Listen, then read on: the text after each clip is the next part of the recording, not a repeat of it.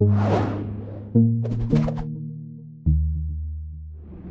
sure you're eager to start writing your own CSS. At this point, our website just looks very plain. However, it will be much easier for us to learn how to use CSS if we get a little bit of background first. CSS is an initialism that stands for Cascading Style Sheets. The style sheet portion of this term is obvious. It just means a document that describes the visual look of a web page. The cascading portion of this term is the important lesson here. Each CSS rule has the potential to override or cancel out previous rules. Let's take a look at a simple example. I'm going to add some style tags to our HTML. We'll delete these later on and use an external style sheet instead. This is just for the purposes of this example. So inside of my head, just after the line for normalize.css, I'm going to open up some style tags, and inside I'm going to type the element selector footer, open up some curly braces, and inside I'm going to type the color property followed by the value green. So if you're following along, go ahead and type that in. And we'll go over each part of the syntax momentarily, but for now, all you need to know is that this piece of CSS code will change the color of our footer text to green. So let's go ahead and save this, open up our preview, refresh the page, and we'll scroll down to the bottom. And as you can see, the text here in our footer is now green. Now, let's go back to our code, and right underneath, let's add another piece of CSS, and we'll select our footer again, and we'll do the same thing, only this time, we'll set the text color to orange. Now we have two CSS rules, one right after another. The first one changes the paragraph text to green, and the second one changes the paragraph text to orange. So then, will the text be green because, after all, that's the first rule that we applied? Or will the text be orange? Let's refresh and find out. So I'm going to go back here to my preview, refresh the page, and as you can see, our footer text is now orange. That's because the second rule has overridden the first rule because it comes later on in the code. Maybe this seems obvious, but as we code up lots of CSS, it's very important to keep this fundamental cascading rule set in mind. Sometimes it can cause strange problems that are very difficult to resolve, but if you're very careful about understanding how your CSS cascades, then it will be much easier. In fact, as we build our project, there will be many instances where we use the cascading nature of CSS to our advantage. We've already discussed the syntax of CSS in previous videos, but it's important that the syntax becomes second nature to you. So let's review it again. Now, I'm going to remove this second rule and just focus on one rule at a time. This entire piece of code, the element selector, the property, the value, the curly braces, all of this is called a rule. We will create many CSS rules in our project. The first portion of this rule that says footer is called a selector because it tells the browser which element on the page we want to apply our styling to. This particular selector is called an element selector because it's selecting based on the name of the element. And in this case, our element is named footer. There are many other types of selectors that can narrow down our styling to more specific parts of the page. We'll learn about lots of selectors throughout the course of this project. Next are the curly braces, which encapsulate what kinds of styling we want to be applied to whatever has been selected in our selector. Inside of our curly braces, we have a line of CSS, and this entire line is called a declaration because we're basically declaring or saying that we want some kind of styling applied. A CSS rule could include multiple declarations, but in this case we have just one.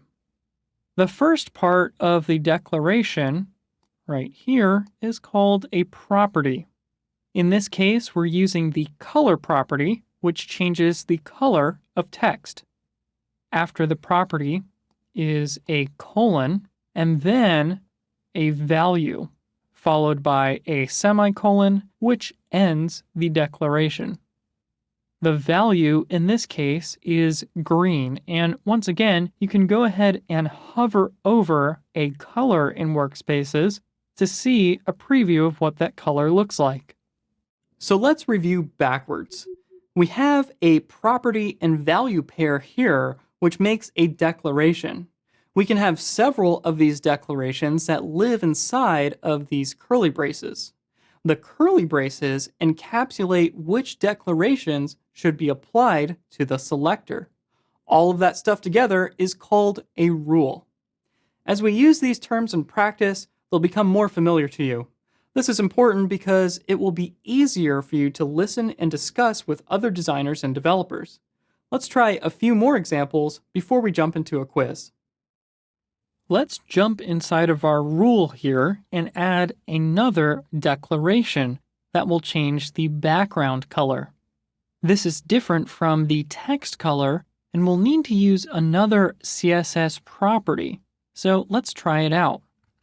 I'm going to use the background color property, and you'll notice that once again, Workspaces uses code completion to suggest a property to us. And then it also uses code completion to suggest a value. However, there are other values other than the ones listed here that we can type. I'm going to change our background color to orange, and then I'm going to change the text color to white. Now, of course, our web page has a white background, so in order to see the text, we'll need a separate background color like we've done here. Now, let's go ahead and save and refresh our preview here. And down at the bottom, you can see that we now have an orange background color for the entirety of the footer, which spans the entire width of the page, and then the text color is now white. But what if we wanted to apply this to another element instead of the footer? Let's say that this is what we wanted our navigation to look like.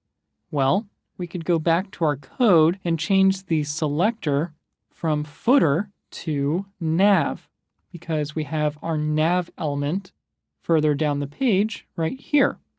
So let's go ahead and save, go back to our preview, and scroll to the top. And when we refresh the page, you can see that this styling has now been applied to our navigation and has been removed from our footer. Now the background color is orange, but as you can see, the links are still the default color that the browser has applied. So any links that have already been clicked are purple, and any links that have not been clicked are blue. So why didn't this text change to white? Well, this is a problem that's called selector specificity. In this case, the browser is applying a default selector that's slightly more specific than ours. We're just saying that we want to apply this to the navigation, but the browser has gotten more specific and styled the anchor tags.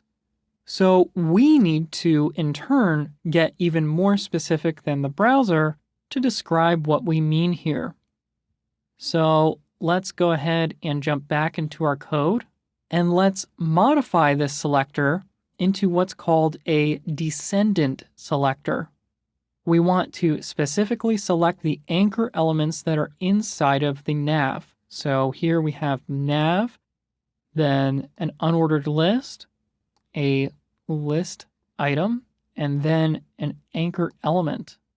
However, we don't need to include these other elements. We can just jump straight down to the anchor from our nav. So what does that look like? Well, we have our nav here that's already selected. And right now this is an element selector. To make this a descendant selector, we follow up nav with a space and then type A. So this looks very similar to our element selector, but now this is a new selector that will select the anchor elements inside of our nav. So it's going down the tree here in our HTML from nav down to anchor. So let's go ahead and save the page and refresh here to see what this looks like. As you can see, our styling has now been applied to the individual links inside of our navigation. So no longer is the nav element what's being styled here. We're actually selecting the specific anchor elements. So the nav background has now defaulted back to white, but our nav links now have that orange background and the white text color. All right, I think we've done enough practice exercises to get us started. We're ready to jump into coding the CSS for our project.